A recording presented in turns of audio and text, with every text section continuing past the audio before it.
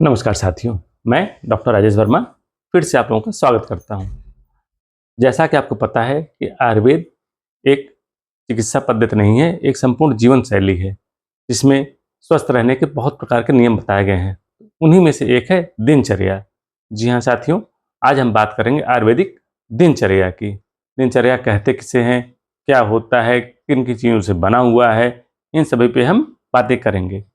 दिनचर्या प्रतिदिनम कर्तव्यम चर्या दिनचर्या, अर्थात प्रत्येक दिन जो कर्म किए जाते हैं उसी को हम दिनचर्या कहते हैं। सुबह सोने उठने से लेके दिन भर जो हम कार्यकलाप करते हैं तत्पश्चात रात के सोने तक जो भी कार्य हम करते हैं उसी को हम दिनचर्या कहते हैं। आयुर्वेद में इसका बहुत सुंदर वर्णन है, क्रमानुसार वर्णन है। अगर इनका हम नित्य पालन करते हैं तो हम स्वस्थ रहेंगे, निरोगी रहेंगे। तो दिनचर्या की शुरुआत करते हैं। तो सबसे पहला इसमें आता है जागरण, ब्रह्म मुहूर्त में जागरण। जी हाँ साथियों, आयुर्वेद में सुबह उठने का बहुत ही ज्यादा महत्व बताया गया है।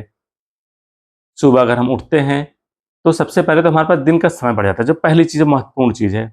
उसके पश्चात ब्रह्म मुहूर्त में ताजी स्वच्छ हवा मिलती है और भी अनेक प्रकार के हमें लाभ मिलते हैं जिनका मैं आगे वर्णन करूंगा। तो सबसे पहले हमें ब्रह्म मुहूर्त में जागरण करना चाहिए। तत्पश्चात हमें जो समान दिन क्रिया हमारी है, मल मूत्र का त्याग करना चाहिए। उसके पश्चात मुख को अच्छे से स्वच्छ पानी से धो लेना चाहिए। तत्पश्चात दातून का प्रयोग करना चाहिए। पहले समय में साथियों दातून का प्रयोग होता था, आज तरह तरह के पेस्ट आ गए हैं जिसके जरिए आप अपने मुख की शुद्धि कर सकते हैं, अपने दांतों को साफ कर सकते हैं। उसके पश्चात जब मुख साफ करके जीवा प्रक्षालन, जीभ की सफाई करते हैं हम लोग। इन सब चीज़ों का क्रम अनुसार बहुत ही सुंदर वर्णन है। जो मैं आपको बता रहा हूँ ये आयुर्वेद में बिल्कुल साफ साफ लिखा हुआ है कि इन क्रम के अनुसार ही हमें चलना है, जैसा समानता हम लोग करते भी हैं।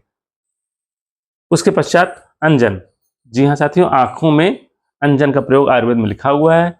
आज के दौर में तो और भी ज़्यादा जरूरी हो जाता है क्योंकि आंखों पे बहुत ही ज़्यादा स्ट्रेस पड़ रहा है। टीवी है, मोबाइल है और भी अपनी व्यस्तता भरी जिंदगी में आंखों पे बहुत ही ज़्यादा प्रभाव पड़ने लगा है। तो हमें अंजन का प्रयोग भी रोज करना चाहिए।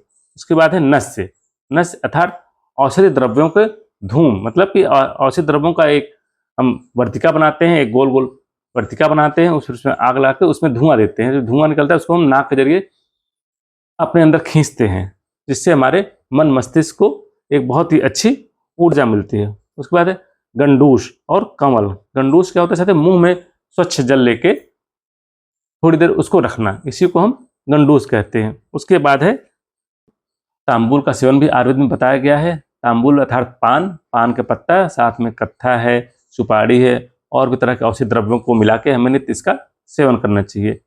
यहाँ पे एक चीज आपके मन में शंका आ सकती है, क्या इसके साथ तंबाकू भी लेते हैं? क्योंकि सामान्यतः लोग पान के साथ तंबाकू का सेवन जरूर करते हैं। तो मैं आपको यहाँ बता देना चाहता हूँ कि आयुर्वेद में तंबाकू का कहीं भी कोई भी जिक्र नहीं है लेने के लिए, इसलिए कृपया इससे दूर रहें। इसके पश्चात अभ्यंग। अभ्यंग अर्थात तैलीय पदार्थों से शरीर की मालिश करना। साथियों आपको पता है जैसे कोई छोटा बच्चा हमारे घर में होता है तो उसकी रोज सुबह मालिश की जाती है। तो आयुर्वेद में इसका बहुत ही सुंदर वर्णन है। इससे शरीर में बल वर्ण की वृद्धि होती है। तो हमें भी रोज अपने शरीर में अभ्यंग करना चाहिए। तत्पश्चात व्यायाम। व्यायाम अर्थात एक्सरसाइज। आजकल आप साथियों देख रहे होंगे एक नया ट्रेंड आया है, तरह तरह के जिम खुल गए हैं, एक से एक एडवांस मशीनें आ गई हैं। लोग वहां जाते हैं, जिम करते हैं और अपने शरीर को स्वस्थ रखते हैं। तो जी हाँ साथियों, इसका वर्णन आयुर्वेद में बहुत ही पहले से किया जा चुका है कि व्यायाम का हमें रोज प्रयोग करना चाहिए। तो हमारे ऋषि मुनि, हमारे आचार्यों को ये पता था कि हाँ व्यायाम या एक्सरसाइज करने शरीर में मजबूती आती है, शरीर में ताकत आती है। तो इसका हमें निश्चित ही रोज प्रयोग करना चाहिए। उसके पश्चात है उद्वर्तन। उद्वर्तन मतलब उपटन। ये भी साथियों आपको पता है कि उपटन कैसे शरीर में जाता है। चूंकि व्यायाम से शरीर थक जाता है, थकने के लिए फिर उसको री एनर्जी की आवश्यकता पड़ती है, उसको आराम की आवश्यकता पड़ती है। तो उपटन लगाने शरीर में फिर से एक नई ऊर्जा का संचार होता है।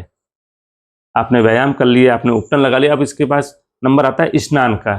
जी हाँ साथियों, स्नान। आपको पता है हमें नित्य ही स्नान करना चाहिए। स्नान सिर्फ शरीर ही नहीं मन को भी साफ करता है। स्वच्छ जल से हमें रोज ही स्नान करना चाहिए। तत्पश्चात भोजन।